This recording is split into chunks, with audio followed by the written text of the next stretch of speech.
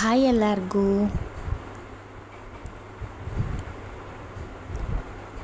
ದೇವ್ರ ಕೋಣೆ ಓಪನ್ ಮಾಡಿ ದೇವರಿಗೊಂದು ನಮಸ್ಕಾರ ಮಾಡಿಕೊಂಡು ಕಡೆಗೆ ದೇವ್ರ ಕೋಣೆ ಎಲ್ಲ ಕ್ಲೀನ್ ಮಾಡಿದೆ.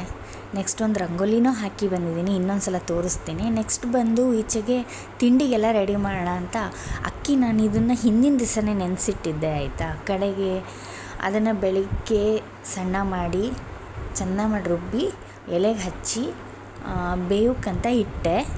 ನೆಕ್ಸ್ಟು ಅದು ಬೆಂದು ಅದನ್ನು ಯಾವಾಗ ತಿಂತೀನಪ್ಪ ಅಂತ ಅನ್ನಿಸ್ತಿತ್ತು.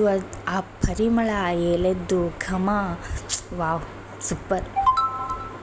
ನೋಡಿ ಎಷ್ಟು ಚೆನ್ನಾಗಾಗಿದೆ ಅಲ್ಲ, ತುಂಬ ಚೆನ್ನಾಗಿದೆ. ನಮ್ಮ ಮನೆಯವ್ರಿಗಂತ ಹೇಳಿ ಎಲ್ಲ ಬಳಸೋಕ್ಕೆ ರೆಡಿ ಮಾಡ್ತಾಯಿದ್ದೆ. ಅವ್ರಿಗೆ ತಿನ್ನೋಕ್ಕೆ ತಿಂಡಿ ಕೊಡೋಣ ಅಂತ ಹೇಳಿ ಎಲ್ಲ ರೆಡಿ ಮಾಡ್ತಿದ್ದೆ. ನಿಜವಾಗ್ಲೂ ತುಂಬ ಚೆನ್ನಾಗಾಗಿತ್ತು. ನಂಗೆ ತುಂಬ ಖುಷಿ ಆಯಿತು. ನೋಡಿ ರಂಗೋಲಿ ಹಾಕಿದ್ದು ಚೆನ್ನಾಗಿದೆಯಾ.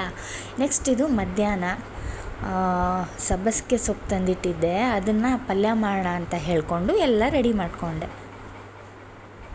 ಫಸ್ಟು ಸ್ವಲ್ಪ ಎಣ್ಣೆ ಹಾಕ್ಕೊಂಡು, ಸಾಸಿವೆ ಹಾಕ್ಕೊಂಡು, ಬೆಳ್ಳುಳ್ಳಿ ಹಾಕಿ, ಕರಿಬೇವು ಸೊಪ್ಪು ಹಾಕಿ, ಕಡಲೆಬೇಳೆ ಹಾಕಿ ಚೆನ್ನಾಗಿ ಬಾಡಿಸಿ ಸ್ವಲ್ಪ ನೀರುಳ್ಳಿ, ಟೊಮೆಟೊ, ಮೆಣಸು ಎಲ್ಲ ಹಾಕಿದ್ದೀನಿ. ಆಮೇಲೆ ಸಬ್ಬಸಿಗೆ ಸೊಪ್ಪು ಹಾಕಿದ್ದೀನಿ. ಚೆನ್ನಾಗಿ ಬಾಡಿಸ್ಕೊಂಡು ಸ್ವಲ್ಪ ನೀರು ಹಾಕ್ಕೊಂಡೆ ನಾನು. ಆಮೇಲೆ ಸ್ವಲ್ಪ ಅರಿಶಿನ, ಉಪ್ಪು ಎಲ್ಲ ಹಾಕಿದ್ದೀನಿ.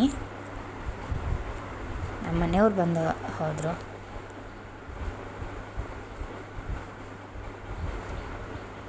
ಸ್ವಲ್ಪ ನೀರು ಹಾಕಿದೆ, ಅದರಲ್ಲಿ ನೀರು ಬಿಡತ್ತೆ, ಆದರೂ ಇನ್ನೊಂದು ಚೂರು ಚೆನ್ನಾಗಿ ಬೇಯಲಿ ಅಂತ ಹೇಳಿ ಸ್ವಲ್ಪ ನೀರು ಹಾಕಿ ಲಾಸ್ಟಿಗೆ ಕಾಯಿ ಹಾಕಿದ್ದೀನಿ. ಮಧ್ಯಾಹ್ನದ ಅಡುಗೆ ಸಬ್ಬಸಿಗೆ ಪಲ್ಯ ಮತ್ತು ನುಗ್ಗೆಕಾಯಿ ಸಾರು. ಆಮೇಲೆ ಅದಕ್ಕೆ ಸೌತೆಕಾಯಿ ಎಲ್ಲ ಮಿಕ್ಸ್ ಹಾಕಿದ್ದೆ. ಆ್ಯಂಡ್ ನನ್ನ ವಿಡಿಯೋ ಇಷ್ಟ ಆದರೆ ಲೈಕ್ ಮಾಡಿ, ಶೇರ್ ಮಾಡಿ, ಕಮೆಂಟ್ ಮಾಡಿ. ಬಾಯ್.